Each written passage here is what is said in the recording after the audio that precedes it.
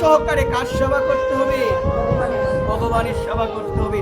আর তোমাকে মনে রাখতে হবে, তুমি কোনো বিগ্রহ সেবা করো নাই, তুমি কোনো চিত্রপট সেবা করো নাই, তুমি সাক্ষাৎ কার সেবা করছো?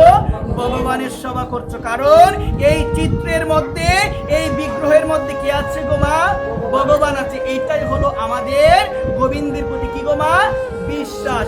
এখন আপনার যদি গোবিন্দের প্রতি সেই পরিমাণ বিশ্বাস না থাকে, আপনি ভগবানের সেবা দেন, আপনি যদি চিন্তা করেন আমি সামান্য একটা চিত্রপটের সেবা দেই, আমি সামান্য একটা কার সেবা দিচ্ছি? বিগ্রহের সেবা দিচ্ছি, ওই রকম ভাবে যদি থাকে, তাহলে আপনার সেবা আমার ভগবান কখনো গ্রহণ করবে না। একবার প্রেম তার মানে মাগো, আপনি প্রেম সহকারে, আপনি ভালোবাসা সহকারে গোবিন্দের সেবা দিবেন।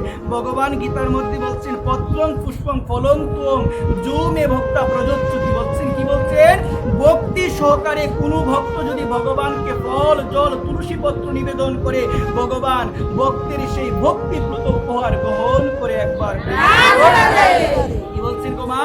ভক্তি সহকারে কোনো ভক্ত যদি ভগবানকে কি নিবেদন করে? ফল, জল, তুলসী পত্র। যদি কোনো ভক্ত ভগবানকে ভক্তি সহকারে নিবেদন করে, আমার ভগবান অনাদিরাদি গোবিন্দ ভক্তের সেই উপহার গ্রহণ করে। একবার তার মানে কি সহকারে সেবা দিতে হবে গো মা? ভক্তি সহকারে। আর ভক্তি যদি আপনার মধ্যে না থাকে, আপনি যতই ভগবানকে সেবা দেন না কেন, আপনি যতই ভগবানকে ভোগ নিবেদন করেন না কেন, কোনো লাভ হবে মা?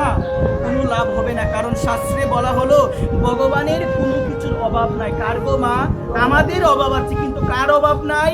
আমার ভগবানের কোনো কিছুর অভাব নাই। ভগবানের যদি কোনো কিছুর অভাব নাও থাকে, একটা জিনিসের বড়ই অভাব। কয়টা জিনিসের গো মা? একটা জিনিসের।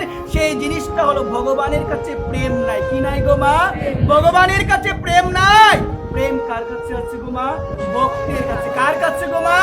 ভক্তের কাছে। এই কারণে ভগবান বলেছেন, কোনো ভক্ত যদি প্রেম সহকারে আমাকে কোনো কিছু নিবেদন করে, সেই ভক্তের প্রেমটুকু শুধু আমি গ্রহণ করি। একবার